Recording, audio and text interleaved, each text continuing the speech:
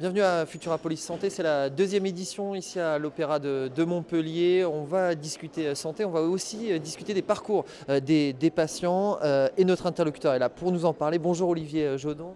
Bonjour et merci de votre invitation. On ne va pas faire d'erreur, vous êtes directeur général de Languedoc Mutualité, vous êtes membre d'EOVI et vous dirigez la clinique Beau Soleil. Cette clinique à Montpellier, tout le monde en parle. Tout le monde en parle parce qu'elle est en chantier et parce que vous, une clinique moderne, vous la voyez dans le centre-ville. C'est assez rare ces temps-ci. Alors nous, l'enjeu, en fait, le projet autour de la clinique Beau Soleil, il est un peu plus vaste que la clinique, puisque autour de cet environnement, on a souhaité y adjoindre d'autres réponses de façon à proposer en un lieu unique, en fait, une réponse coordonnée. Donc on a la chance d'avoir la première clinique mutualiste de France qui a été créée. Et de par cette tradition, de par la proximité de voies de communication et de par l'opportunité qui nous a été ouverte par la cession d'un foncier détenu auparavant par la caserne de gendarmerie Selle-Neuve, on a eu cette possibilité de pouvoir récupérer des locaux à proximité et de pouvoir y ériger un projet. Ce projet, il s'est bâti bien évidemment non pas sur la base d'une ambition immobilière, mais sur la base d'une réponse aux besoins de santé des patients. La clinique Beau Soleil, je l'ai dit, première clinique mutualiste de France, nécessitait une adaptation de ses moyens. Une adaptation de ses moyens de prise en charge, que ce soit en hébergement, mais aussi aux nouveaux modes de prise en charge. On dort de moins en moins à l'hôpital, c'est à la fois une question de qualité et de sécurité. Il faut qu'on adapte nos parcours et les modes de prise en charge qu'on est capable de proposer. Mais en plus de ça, on a souhaité y développer un concept qu'on appelle Cité des aînés, dans lequel on va proposer en un lieu unique une réponse coordonnée avec à la fois le dispositif sanitaire qu'on maîtrise, avec des professionnels de haut niveau et des plateaux techniques assez larges de façon à assurer une prise en charge globale, mais aussi et surtout une EHPAD qu'on va implanter. On va y implanter également des commerces de santé, pharmacie, matériel médical, magasins d'optique, et aussi une résidence-service. Donc ce qui fait qu'on va avoir une filière au sein de cette cité des aînés pour la prise en charge des personnes âgées qui est complète. Et quel que soit l'état de santé de la personne qui viendra nous voir, on aura la réponse adaptée à lui proposer.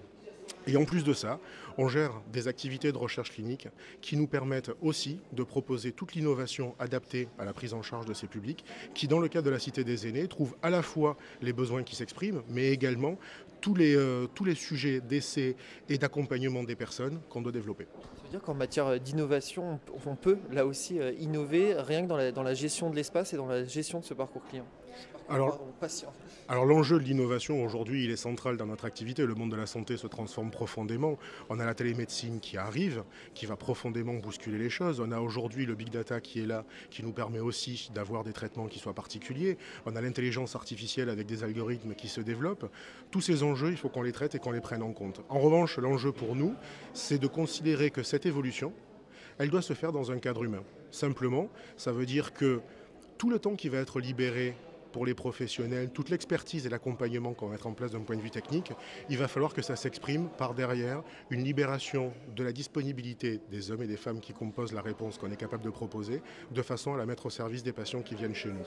J'illustrerai simplement sur une démarche qu'on a déjà engagée sur la clinique Beau Soleil. On a aujourd'hui, au niveau de l'accueil administratif, alors on connaît tous les dispositifs dans lesquels on arrive dans un établissement et puis on attend, on patiente à l'accueil, on patiente à la secrétaire, on est patient. Ben nous, l'enjeu, c'est de réduire justement ces délais, voire de les supprimer, puisqu'on est capable d'acquérir toutes les informations directement au domicile de la personne en amont de son hospitalisation, mais surtout quand elle va se présenter, qu'elle soit connue, reconnue et accompagnée. Et donc on a mis en place un agent qui accueille les personnes, on est en situation de travaux, ça le justifie aussi, qui accueille les personnes et qui les accompagne et qui les oriente à l'endroit où elles sont attendues pour leur prise en charge. Donc c'est véritablement en fait cet enjeu autour de l'innovation, autour de tous les moyens technologiques dont on peut disposer aujourd'hui, de remettre le patient au centre des préoccupations avec les professionnels à leur côté. Et quand on vous écoute, ça veut dire que tout ça, ça ne va pas en inadéquation avec le facteur humain. Il y aura encore plus d'humains ou autant dire peut-être mieux d'humains vis-à-vis des patients. Alors je vais retenir le mieux, parce que le plus il est compliqué. Aujourd'hui on connaît tous les contraintes de financement de nos systèmes. On a ouvert actuellement la réforme autour et la réflexion autour de la prise en charge du vieillissement dans notre société. On sait que les moyens sont contraints, mais ce qu'il faut c'est que sur ces bases-là, avec ces moyens technologiques, on ne vienne pas se substituer à l'humain, mais au contraire on remette la relation humaine et les échanges avec des professionnels compétents au bénéfice des patients. Vous êtes ici à Futurapolis, c'est important d'échanger sur ces thématiques ici ?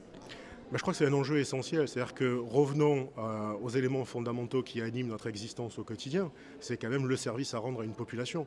Et que si on ne va pas au-devant de cette population, à la fois pour recueillir ses besoins et aussi pour lui expliquer les évolutions et les réponses qu'on est capable de proposer, il y a un problème d'incompréhension, voire d'inadéquation. Et dans notre métier, dans nos activités, si les gens ne se comprennent pas, ils ne peuvent pas se faire confiance et on ne peut pas fonctionner durablement. C'est dit avec le sourire. Merci beaucoup Olivier Jodon. Vous retrouvez sa conférence tout à l'heure sur lepoint.fr et ici à Montpellier. Les débats, les échanges auront lieu jusqu'à samedi soir derrière la caméra. C'était Guillaume Paré.